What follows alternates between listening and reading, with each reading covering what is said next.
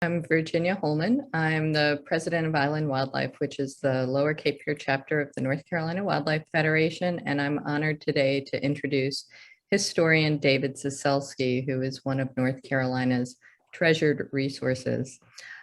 David Cecelski's writing and teaching stems from his passionate commitment to the places, people, and politics of Eastern North Carolina. And he's written extensively on civil rights and North Carolina coastal history. And for many years, he contributed a monthly oral history series, Listening to History, to the Raleigh News and Observer. He is the recipient of an Outstanding Book Award from the Gustavus Myers Center for the Study of Human Rights, a Walter Hines Page Award for Literature, and Dr. Cecelski was also the co-recipient with Tim Tyson of North Carolina Literary and Historical Association's Crittenden Award for Lifetime Achievements. His books include The Waterman's Song, Slavery and Freedom in Maritime North Carolina, A Historian's Coast, Adventures into the Tidewater Past, and Along Freedom Road, Hyde County, North Carolina, and the Fate of Black Schools in the South. He co-edited Recollections of My Slavery Days and Democracy Betrayed, the Wilmington Race Riot of 1898 and its Legacy. His most recent book is The Fire of Freedom, Abraham Galloway and the Slave Civil War, published by UNC Press. He divides his time between Durham, North Carolina, and his family's home place in Carteret County. Please welcome David Cecelski. Thank you. Virginia, thank you so much for the nice introduction. It's a great joy to be with you all today. I'm, as Virginia said, I grew up on the North Carolina coast in a little community that's on the edge of Craven and Carteret counties. And from a very early age, we were kind of immersed in the natural world. The Crittenten forest was our backyard. The Lower Neuse estuary was our fishing grounds. We grew up amongst fishing and particularly commercial fishing people. And many of my family and loved ones are still, well, that's still home. And now often teach books and things like that. But in many ways, I think my heart has always been there on the North Carolina coast. And if you're a historian like me, and I'm really a historian of place, my place has really been Eastern North Carolina. And all of my work has been about focusing in a way and sort of the world in a grain of sand, kind of looking deeply at one place and going back again and again, as if you could go back, layer by layer on an archaeological dig or something, and trying to get at deeper truths that maybe one would miss if you weren't so possessed by the kind of narrow-minded demons that I am. And so I think when it works, I do sometimes make discoveries about America that speak to American history more broadly that you might miss if you were always looking at our history from way up, kind of looking down. When it doesn't work, I think sometimes I end up writing about little, Eastern North Carolina communities that only me and my cousin Bubba care about. But the piece I want to share with you tonight is called The Constant Haunting Music of the Geese, Rachel Carson at Lake Mattamuskeet. And this is a bit of an unusual piece for me, but as you'll see, Lake Mattamuskeet and Rachel Carson are both very dear to me, and I hope you enjoy it. I'm going to start by telling you a little bit about how I ended up at Lake Mattamuskeet for a year when I was quite young. And I'm going to talk a little bit about the lake, and then I'm going to talk about Rachel Carson and the lake. So here goes. And again, this piece is called The Constant Haunting Music of the Geese. When I was very young, and long before I became a historian, I lived for most of a year by the shores of Lake Mattamuskeet. I arrived there in the fall, just in time to watch the great flocks of Canada geese, snow geese, and tundra swans settle onto the lake for the winter. And I was still there in the spring when they rose back into the sky and headed home to the far north. I had come to Lake Mattamuskeet to play a small, but I hope helpful role in what at the time seemed like an epic environmental struggle. A giant energy conglomerate was trying to take approximately 350,000 acres of the local wetlands, a territory that spread across 5 coastal counties, and basically strip mine the peat soils from them.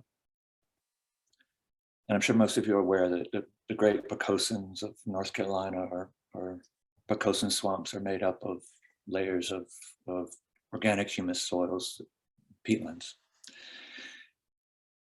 Counting on a federal subsidy of hundreds of millions of dollars, the company intended to build a power generating plant northwest of Lake Mattamuskeet in Washington County.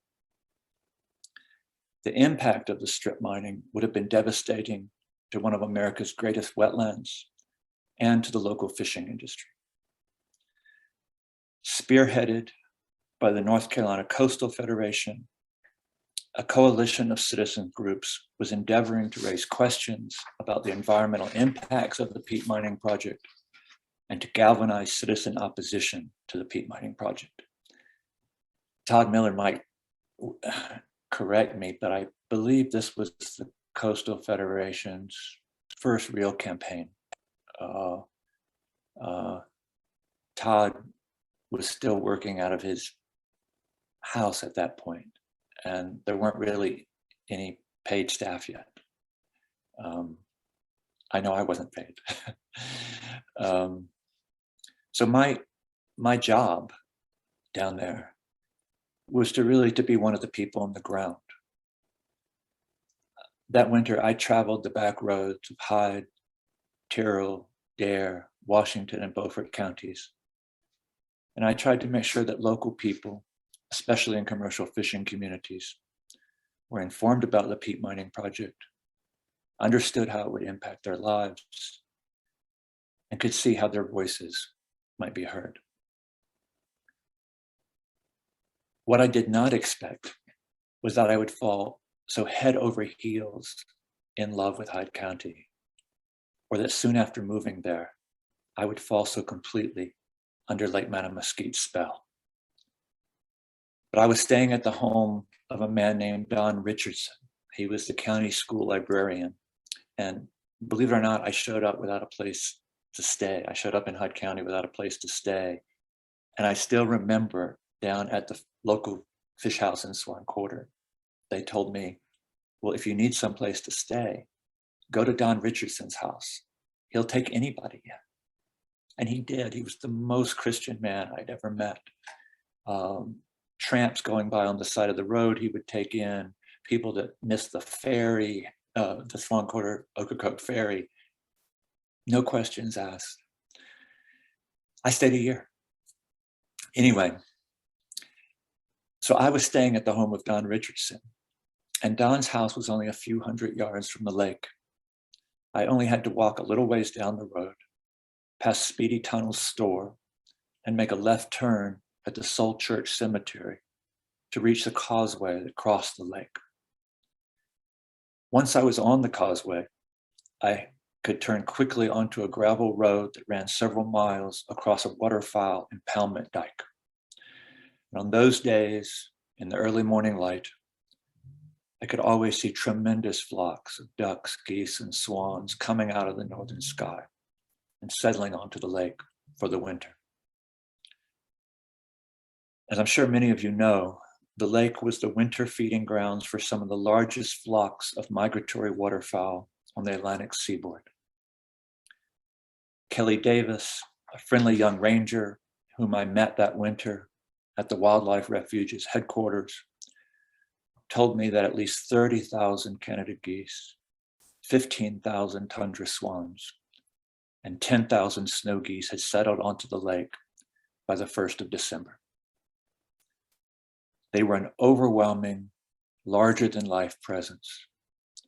Their calls loomed night and day over the countryside.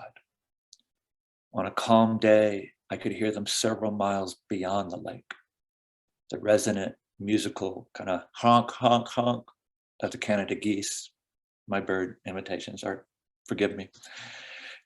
But the snow geese, more plaintive, clook, clook, clook, and the cry of the tundra swans that, to me at least, always seem like baying sounds in the distance, baying hounds in the distance.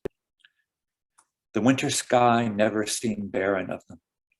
I cannot ever remember looking up without seeing at least a little V of snow geese flying between the lake and the crop fields where they grazed among the stubble, or a pair of the tundra swans, their wings spanning 6 feet or more, flying between the lake and the salt marshes on Swanquarter Bay. On those morning walks, I watched them by the thousands feeding on the wild asparagus and duckweed that grow so abundantly on the lake's bottom. For them all, I knew the lake was refuge and comfort through the winter. And of course, they had come many miles. The Canada geese, largely from the plains of Manitoba and Saskatchewan, the snow geese and tundra swans from as far away as Greenland and the Arctic Sea. As I walked among them that winter, I imagined a taut line of their longing running between Lake Mattamuskeet and the Arctic tundra. I wondered too how millennia ago their ancestors had come so far and how they had grown so attached to this lake nestled down into the swamps. Sometime that winter, I learned that Rachel Carson had visited Lake Mattamuskeet soon after the Second World War. One day, when I was at the Wildlife Refuge's headquarters, I discovered a booklet that Carson had written about Lake Mattamuskeet long before she was famous. I could not have been more excited. I had long been devoted to her writings. I had grown up near the sea, just outside of Beaufort, North Carolina, and I had first read her classic accounts of the sea's life when I was in high school. In her words, I thought I had recognized a kindred spirit. From her early books, I knew that at the very least, we shared an affection for Bird Shoal, a little island of mudflats, narrow beaches, and marsh grass just across Taylor's Creek from Beaufort, hardly 10 miles from my grandmother's farm. Early in her career, Carson had done field biology research at a federal marine biology laboratory in Beaufort. While she was there, she had often visited Bird Shoal.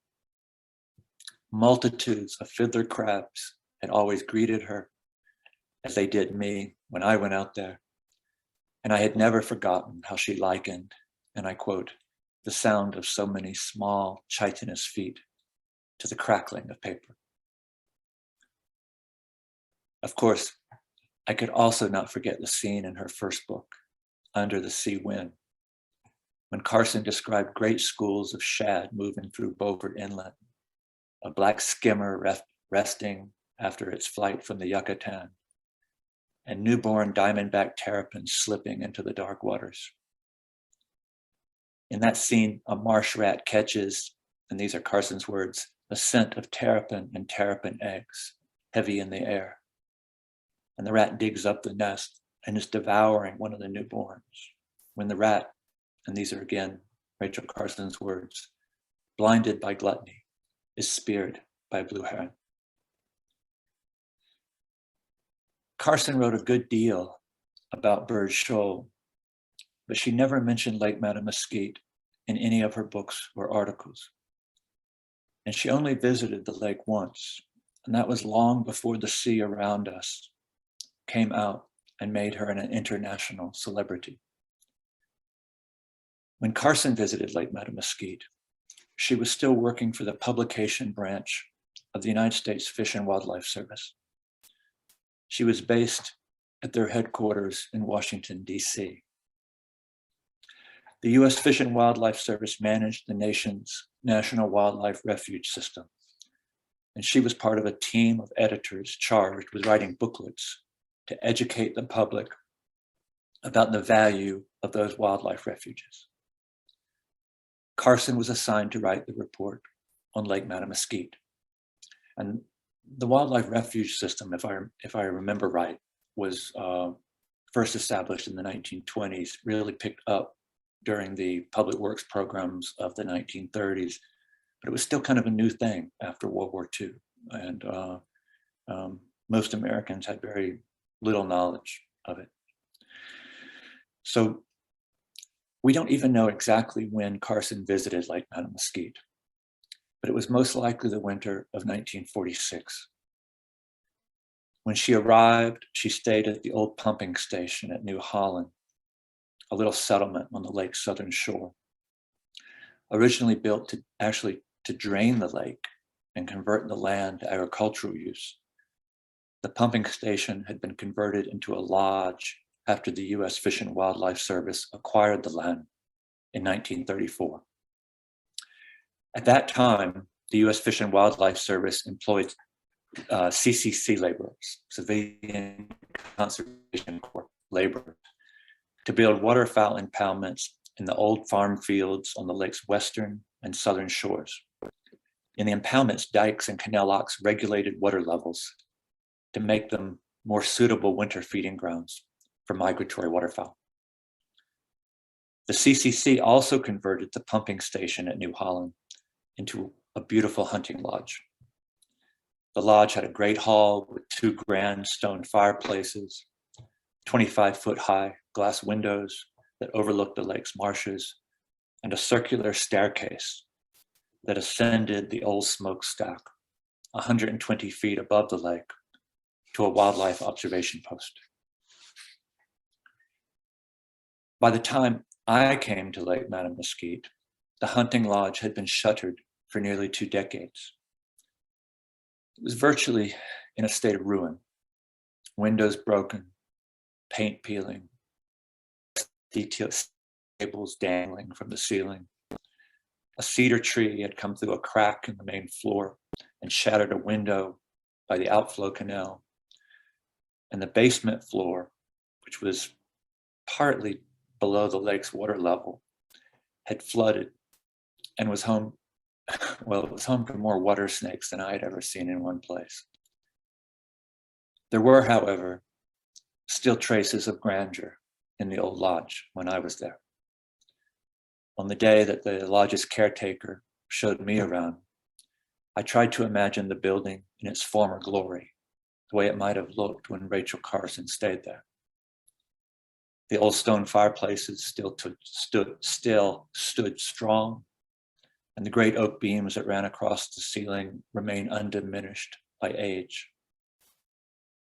There was also a large section of the lodge's interior where the floorboards were made out of cross-cut logs, hewn from cypress trees, far larger than any I had ever seen. I've seen historical photographs of some of the cypress trees from that era, from Lake Mattamuskeet, and then also from the area, what they used to call the Great Alligator Swamp area, where the trees had been cut and were stumps, and they were large enough for groups of 7 and 8 men to camp on. Just incredibly huge trees. Carson had walked on those floorboards too, of course, and she had also climbed up the brittle iron steps in the lodge's old smokestack, where we both looked out across the lake and saw thousands and thousands of migratory ducks, geese, and swans. On my early morning walks by the waterfowl impoundments, I saw much of the wildlife that Carson mentioned in the booklet that she wrote for the U.S. Fish and Wildlife Service. There were foxes and rabbits, otters and muskrats, white-tailed deer, and now and then a black bear. But of course, it was the birds that grabbed the young naturalist's attention, and mine too. Winter was the lake's glory, and especially early winter when the migrating songbirds shared the lake with the overwintering ducks, geese, and swans. On those days, the wildlife refuge seemed to be one great aviary. When I first arrived at Lake Mattamuskeet, only the leaves on the black gum and water tupelo had turned their fall colors. Only the first small flocks of migratory ducks, geese, and swans had settled on the lake. But by mid-November, the water oaks, sweet gums, and red maples had turned color, and tens of thousands of migratory waterfowl had settled onto the lake. By the 1st of December, the forest surrounding the lake was dark and gray, and yet the lake itself still teemed with life. That was the time of year when Carson visited, and as I imagined she did too, I took great joy in seeing the lake's splendor when most of the countryside seemed so bleak and barren. Along the waterfowl impoundment dikes, I watched swamp sparrows and sedge wrens flit among the tall grasses. I heard rails and soras calling to one another from their marsh hideouts. Great blue herons and great egrets fished in the shallows. Long-billed dowitchers chased minnows along the south dike just east of the causeway, and every duck in the world seemed to be out there. Ringnecks, canvasbacks, rudies, old squaws, redheads, hooded mergansers, wood ducks, coots, grebes, and others that I couldn't identify. I'm sure Rachel Carson could, but not me. I remember one afternoon when I had a little free time before the long haul fishermen, returned to the docks at Engelhard. On that day, I walked past a broad plain of flooded crop fields and up to what people called the wooded impoundment.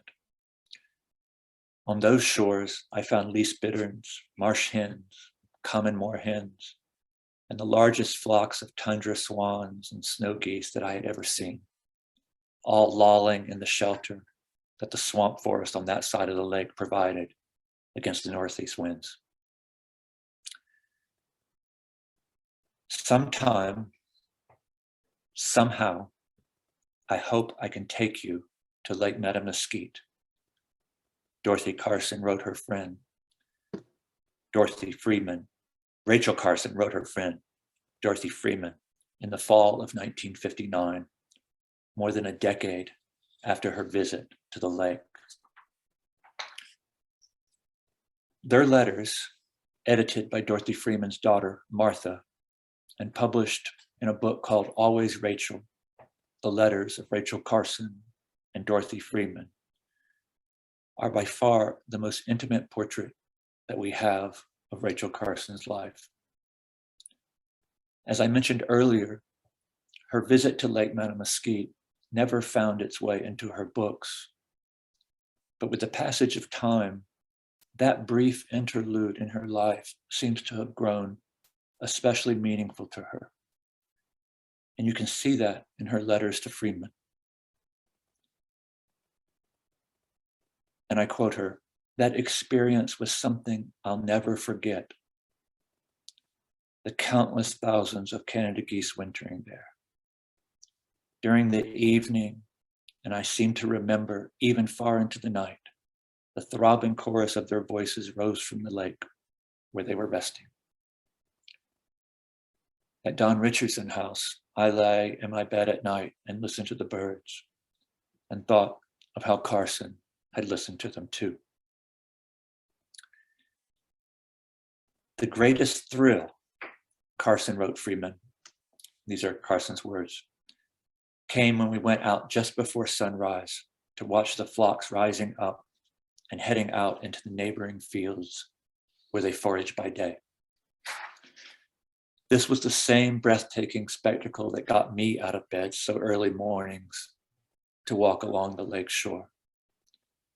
To Freeman, Rachel Carson wrote, and I quote, They would pass literally just over our heads. So low the sunshine made their dark heads and necks look like brown velvet. And all the while, the air filled with their music. Carson wrote that letter to Freeman in 1959. Lake Mattamuskeet did not appear in the two women's surviving correspondence for another 3 years. When it does come up again, Carson's life had changed a great deal. She had just published Silent Spring, and the book had made her one of the most famous writers on the planet. Carson had turned her scientific knowledge, her powerful forces of moral persuasion, and her poet's heart against the chemical industry and modern pesticides that she considered a reckless endangerment both to nature and humanity. The chemical industry, in turn, was excoriating her. The industry's lobby was devoting a fortune towards discrediting her as a scientist and in attacking her personally. Her critics often labeled her a hysterical woman, and they successfully convinced several magazines, including Reader's Digest, to renege on publishing excerpts from Silent Spring. Carson would be vindicated. Scientists around the world greeted Silent Spring with enthusiasm. A year after its publication, President John F. Kennedy's Science Advisory Committee issued a report substantiating Carson's evidence of the harm done by pesticides and herbicides to living things. The United States and many other world governments soon enacted pioneering reforms governing the use of pesticides. Destined to become one of the century's most influential books, Silent Spring inspired a sweeping new ecological consciousness.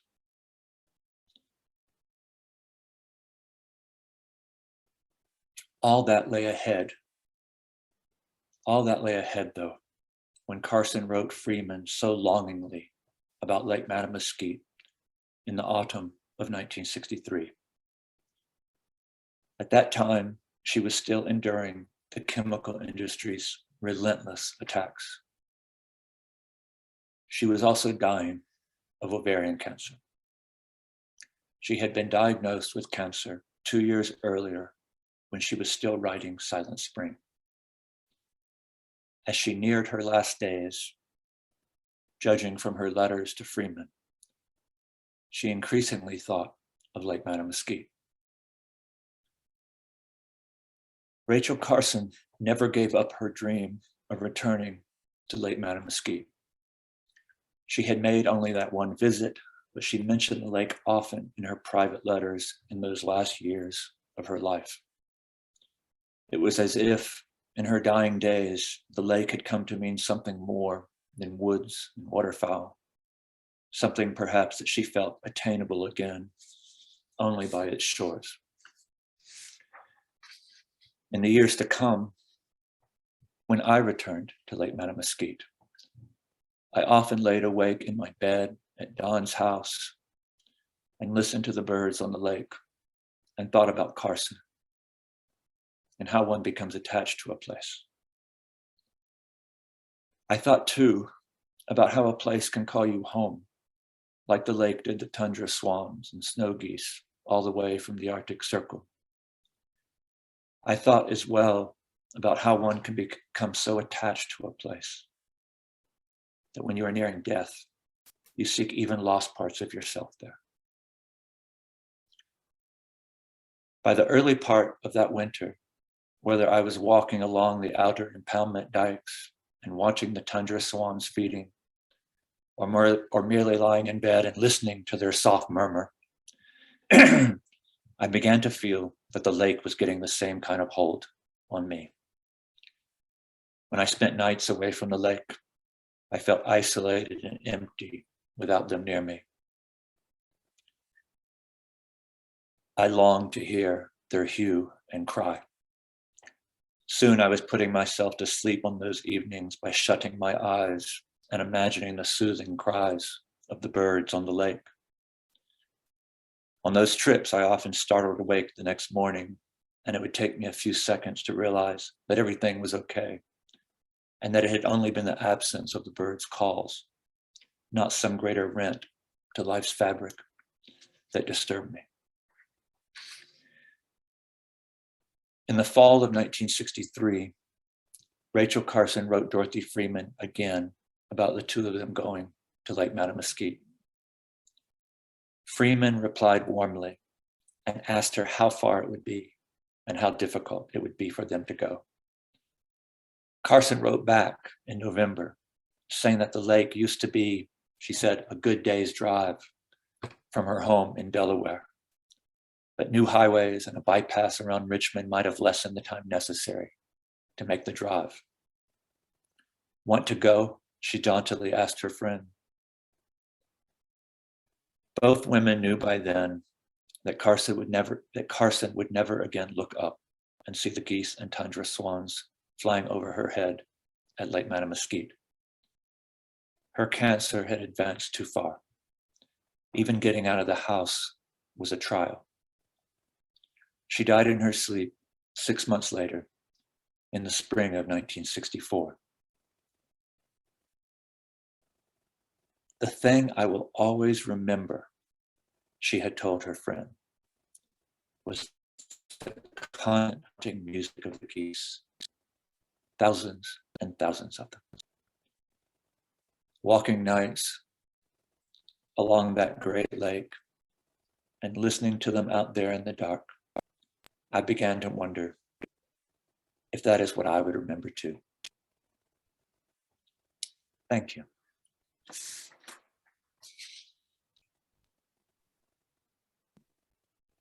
David, thank you.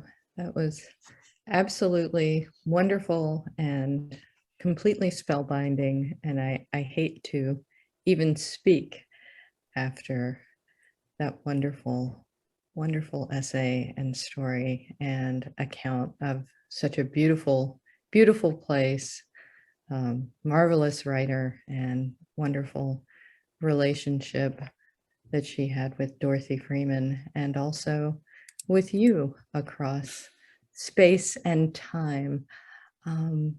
I'd like to invite people in the webinar to either raise their hand, type questions in the chat, and I can also unmute you so you can speak to Dr. Cecelski as well. I was sorry I didn't get to have lots of beautiful photographs. As I told you before we started, Tom Earnhardt, who has the PBS show, has been bombarding me all winter long with beautiful photographs from Lake Mattamuskeet and some of the other lakes in that area. And I didn't quite have the wherewithal to organize all of his beautiful photographs.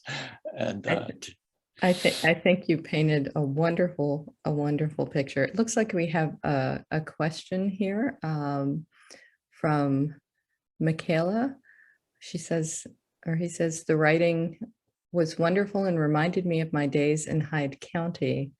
And they would have liked pictures. I know. I should have had pictures. So I can do bird imitations. I don't know. Well, maybe we can persuade you to do a trip to Lake Mattamuskeet with us next year. I would like that. Next year. I think that would be wonderful. I would like that. Someone else, Natalie, is saying that she went to the lake in December, but she missed the birds and was able to record them 2 years ago. The birds are still there right now, are they not? Oh, yes. Mm-hmm. Oh, yes. They should be there for a good while.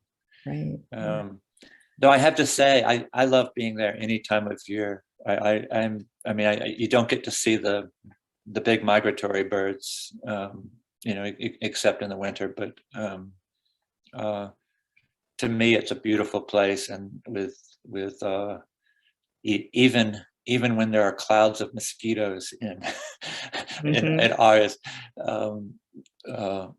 it's to me, it's still a wonderful place to explore. And I just make sure I wear heavy boots and dress right, and look out for snakes.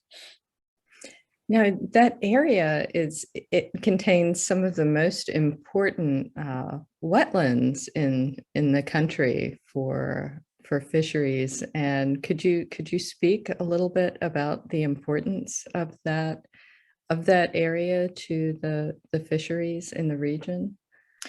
Well, that was really what took me there. And I guess I should say that the effort that the Coastal Federation and many other environmental groups, citizens groups, waged to prevent that region from being basically strip mined, kind of miraculously was successful.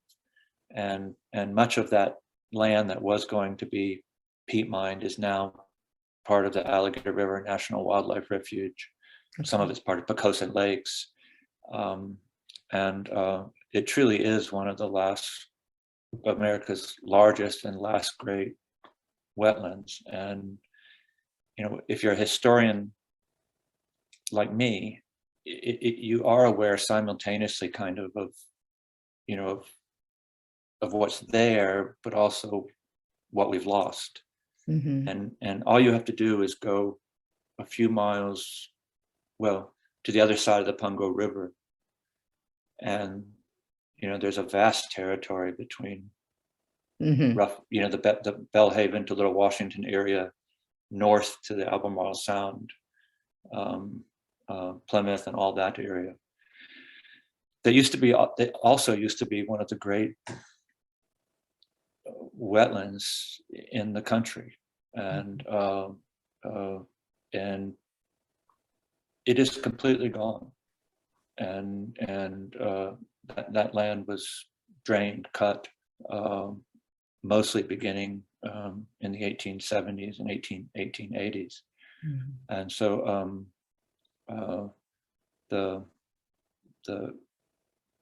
I think one of the reasons I like going back to Hyde County so much, it does seem like a place out of another time. I mean, it does seem that there's just endless miles of marshlands and endless miles of Pocosin swamp. It can be a rough land to make a living. It's historically been a very poor place for most people, but it's also a place of great beauty and a very strong community. I learned, I was working while I was there, but I learned, it meant a lot to me. I learned a lot, both about the land and about the people there, and have tried to stay close to both. We have a couple of questions in the chat here. I'll relay them to you. Leah is asked, she says, that was beautiful, and we're so thank you, Leah. We're so blessed to have this webinar. She's asking, when is the best time to go, and are there places to stay? Because it is quite remote out there. Virginia, you may know better than I do. I go almost every year the first weekend of December, but I've certainly gone and seen the birds in January and through mid-February. I think the best thing to do is to call the rangers at the Mattamuskeet National Wildlife Refuge and see what the birds are doing this year. I have showed up a little too late. I remember one March, and it's not that there weren't birds, there just weren't as many. And there's other beautiful places when you're there. I like to go down to the Swan-Quarter Bay, where there's also a refuge, and up to Pocoson's Lake. If you poke around, you will see thousands and thousands and thousands of birds, and you will see bears, and you will see all kinds of things. Places to stay is harder. I still stay with friends from Hyde County when I go. But there are 2 or 3, maybe 4 little lodges. I like an old-fashioned lodge. I think it's called am I allowed to? I'm not. I can endorse. You can't probably, but I think it's called the Englehart Inn. There's some Emphasis on old-fashioned and rustic. Homey is the word. Your great aunt's home. cozy. Kind of home. Yes. Home. But I'm very fond of it. And most of the motels, there's not many in Hyde County. Most of them probably make the bulk of their living from hunters. Yes. And so you'll probably be staying in a kind of place that hunters would feel comfortable in. In Belhaven, there's some nice bed and breakfasts.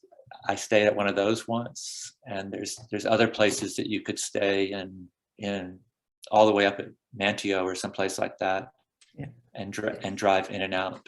It's only about an hour from say Kill Devil Hills and Nag's Head, so you can make it an easy day trip from there if you want accommodations with more creature comforts and fewer creatures. The old lodges are wonderful, though. Yes. I will push. I have to plug the. There is an increasing recognition of the county's African American heritage. They've recently put up a historic marker for the civil rights movement in Hyde County, which was actually the subject of my first book, and was really, I got involved in that, my interest, because of relationships that I made that winter when I was at Lake Mattamuskeet. And there are, so if you like natural history, but there's also other kinds of history to explore while you're there. Absolutely. Patricia is asking, how does the lake compare now to what Carson saw? I think you addressed a little bit of that. And also, how healthy are the populations of waterfowl now? That's probably a great questions, but probably questions for somebody besides me. Okay.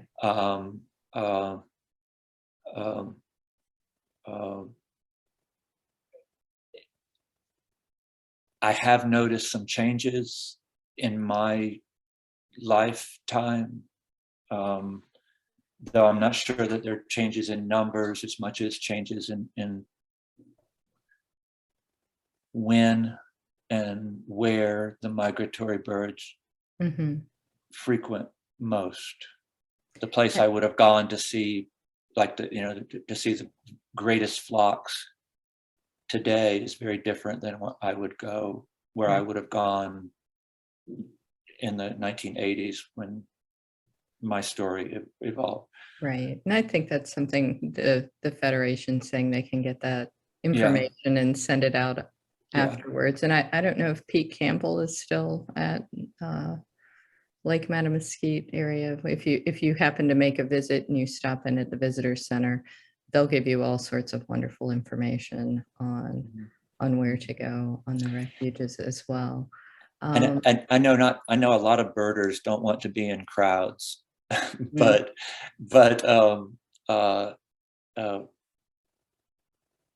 when they start doing the Swan Day celebration back at Lake Mattamuskeet, which is usually the first weekend of December, it's really a special thing to me. They've canceled it the last 2 years because of COVID. Right. But they and part of the excitement is that they let you, or they guide you into parts of the lake that aren't usually open to the public. There are some parts of the refuge that are never really open to the general public. Right. And they are truly, except that one day of the year, and they're truly spectacular. Mhm. The plus the local groups sell food and over at the high school gymnasium, and it's a nice scene. We'll definitely have to highlight that when it starts back up again. Um, Someone is asking, anonymous attendee is asking, they just returned from their first trip to Lake Phelps, Lake Mattamuskeet this past weekend, and they're wondering about the impacts to the lakes from the canals and ditches that have been created over the past 200 years. I couldn't help but wonder how how that impacts the natural hydrology. Is it irreversible damage?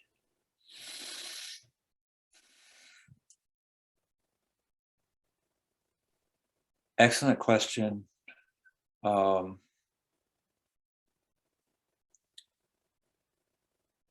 my pay grade in some ways, but not others. I have studied the historic, the construction of canals and waterways and the ways that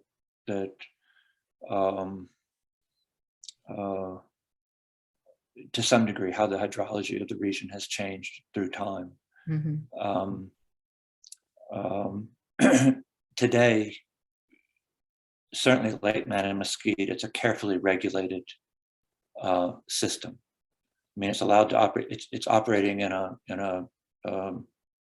natural way, but with humanity's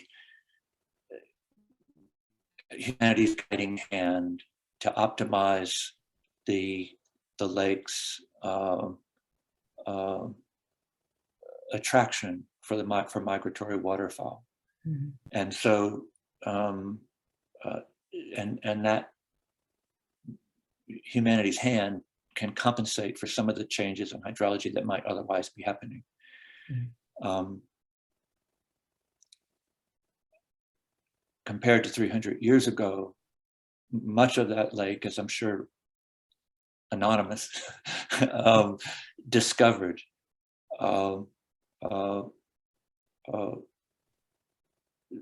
very large plantations with many hundreds and hundreds and hundreds of enslaved African Americans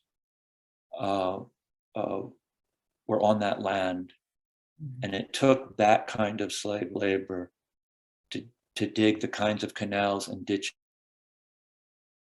to drain large sections of that land and put them to agricultural use, or to reach into swamp forest to use them for forestry. And all of those changed both the hydrology of the area in ways that include, in some parts, making the Pocosin lands more vulnerable to wildfire in ways that they would not previously have been, by lowering the water table, Mhm. and certainly by impacting the flows of fresh water up into everywhere from up in the everywhere up into the Scuppernong River up there in Carteret County, up along the Alligator River, Rose Bay in Hyde County used to be one of the most productive estuaries for oysters in the United States. 20 years ago, there were no oysters anymore in Rose Bay. Once upon a time, they were harvesting oysters as far west as Little Washington, which is 60 miles west of Swan Quarter. You aren't harvesting oysters until relatively small numbers now have come back to Rose Bay, but you would be, the line has moved 45 or 50 miles east where you would find oysters. So there have been massive changes. I like to think that in many ways, that battle over the peat mining was an important turning point, though, that was the beginning of recognizing the value of those wetlands, both as a ecological system, but also the role that they play in the health of our fisheries. And there has been a great deal of good and positive work, including the creation of those refuges since that time. Eric Lamb is asking, he said he's contemplating a visit to Lake Mattamuskeet soon, and he's wondering which accessible area of the lake would be best to visit and see the birds. He doesn't have a four-wheel drive. And by accessible, I'm not sure if he means accessible by four-wheel drive, if he means wheelchair accessible, Yes, etc. I'm afraid I'm going to take the company line here. Okay. And say, call the ranger's office at the refuge. They're really good people, and they're really knowledgeable, and they know things that change in some cases week to week that I don't know. I have to admit, I have some secret little places that I go. Mm-hmm. I love parking at the but one that's very accessible is I do just like parking at the Wildlife Refuge headquarters. And there's a couple of trails that go, I guess one goes immediately north and one goes sort of east and then north and goes up along the waterfowl impoundment areas and then along the lake. And one of the things I like about Lake Mattamuskeet is that there's a lot happening on the lake, in this giant lake, 14 miles, 6 or 7 miles. But for those who are walkers and who are patient, exploring the edges of the waterfowl impoundments is just one joy after another. You will see so many different kinds of birds, and you'll see so much wildlife.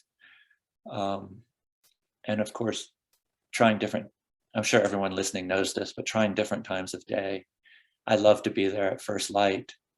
I love to be there just at dusk, but really every part of the day sort of has its different thing happening.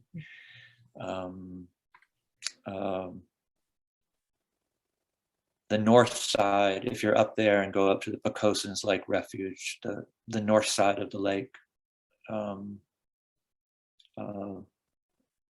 is a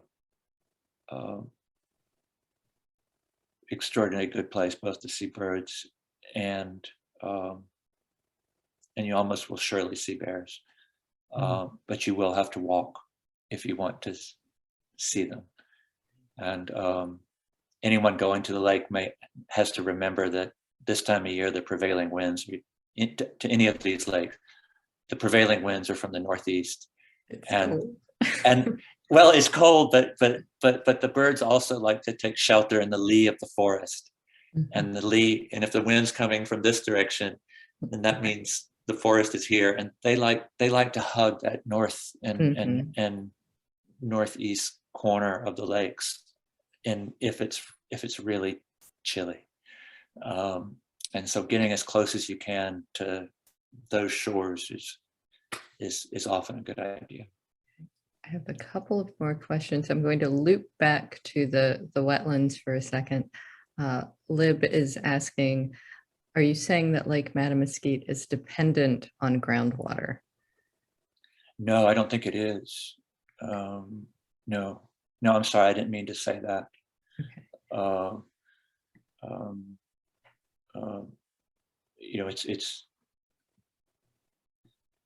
It's remarkably shallow if you haven't actually been out.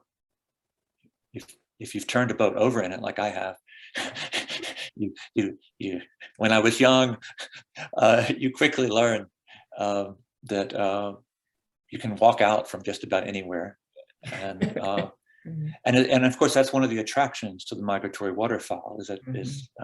I love the scene. I remember when I first went out there and saw thousands and thousands of swan butts, looking casting up into the air. And it took me a while to realize that they could turn, and with their necks that they could reach the vegetation that grows on the bottom. And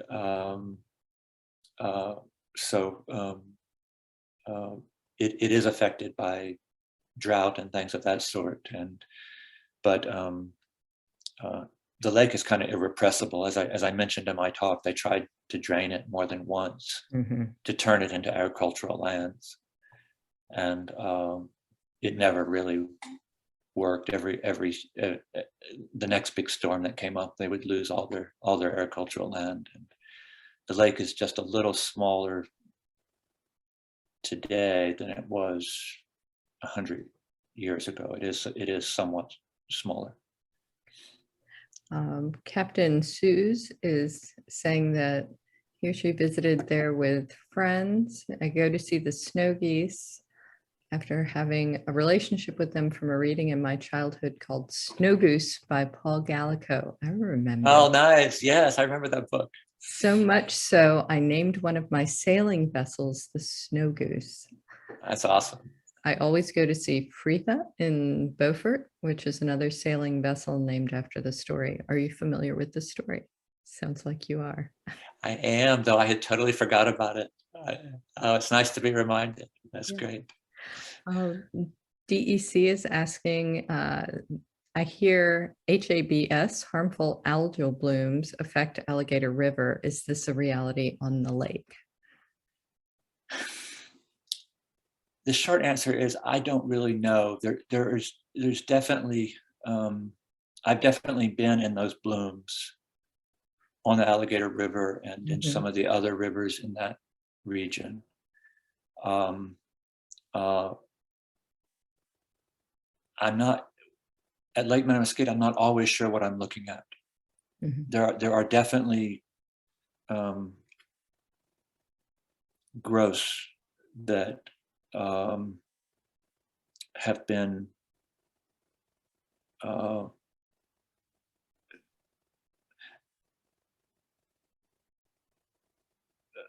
group of scientists recently contacted me about some of the historical uses of ways that the lake bottom at Lake Mattamuskeet had been altered over the years, including some of the impacts of different fisheries in the distant past.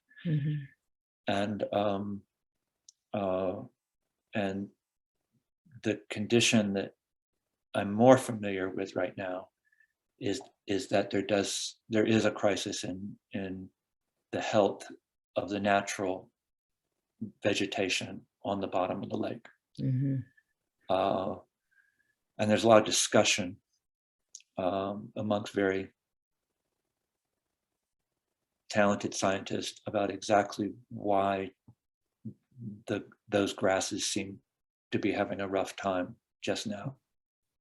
And of course, that's critical to the waterfowl because that's what they feed on. And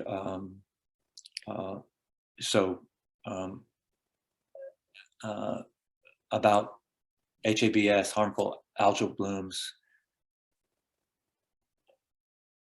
I'm not sure. David, do you know where we can learn more about the seagrass situation at the bottom? I mean, not the seagrass, but the grass situation, the aquatic vegetation in the lake in this conversation you referenced?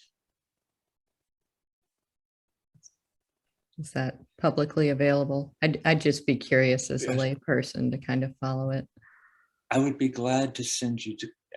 I'm not when that group of scientists contacted me. I'm not exactly sure how public they wanted the discussion. I feel a little awkward about sharing, but I think one-on-one I certainly would. Okay. They probably wouldn't care, but without their heads up, I feel like I should be cautious. These are fascinating issues and issues that concern us all, since we're all connected. Oh, completely. To the food web. Let's see, was there anything? I think somebody had asked if there was any hope of restoring the old lodge at Lake Mattamuskeet. I know that's a an often asked question about that. It is, and I don't know the latest. I hear new rumors every year. Nothing is imminent, that's for sure. For a time when I first went to Lake Mattamuskeet, at the time that I talked about in this lecture, it was completely shut down and not usable at all. But for a time in the intervening years, there was an effort to restore the lodge that did make at least one wing, on the eastern side, usable in a limited way. It was sort of converted into a space that perhaps groups like yours could come and stay and have a kitchen and bedrooms and bunk rooms. I took my Duke and UNC Chapel Hill students there several times. I guess that was probably in the 1990s and early 2000s. And it was so glorious to be, right there on the lake. You look out the window and, the sunrise is coming up and you're surrounded by the birds and you feel like you're sleeping in the middle of them when you're there. So it would be quite a dream to,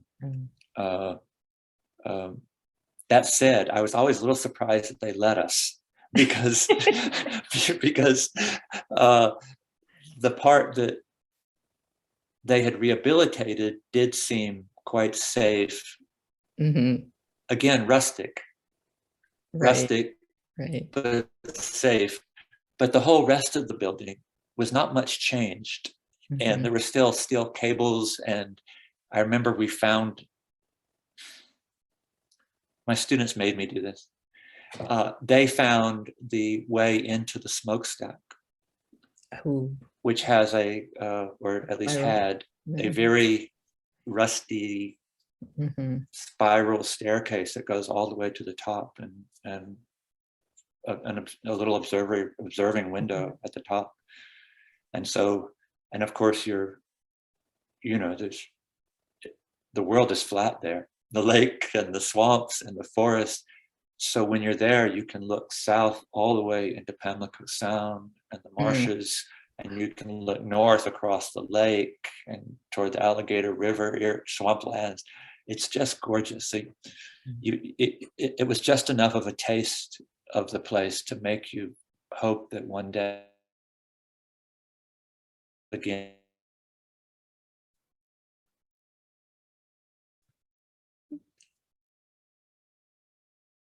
I think we're hear me, but we're there we are. A little bit there we are. Frozen. There we are. Yeah.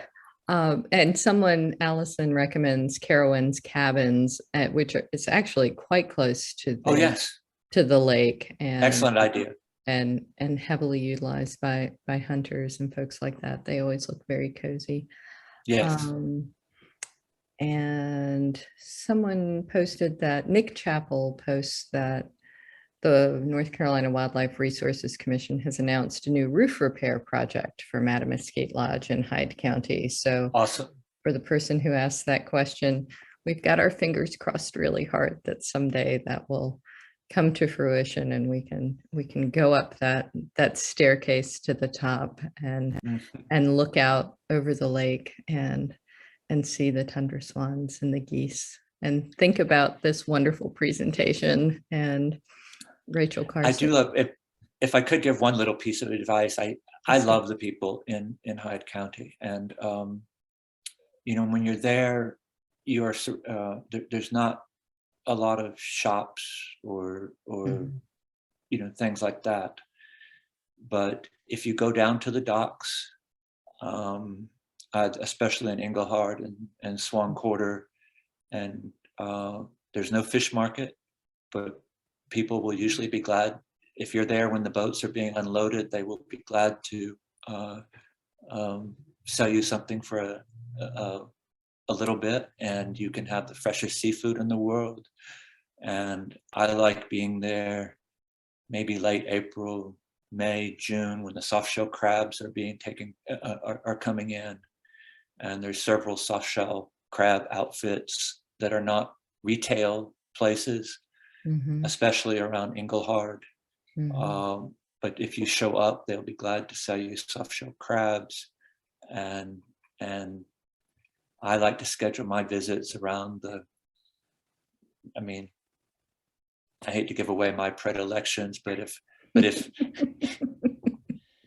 my friend says I pretend to be people's long lost uncle just so I can show up at homecomings and eat, at church homecomings and eat. But if one of the churches in Hyde County of any denomination is doing a fundraising supper, it is not to be missed. Get online and Google churches in that area. It will be from scratch, and it will have home canned pickles, and there may be local treats that you will not find anywhere else.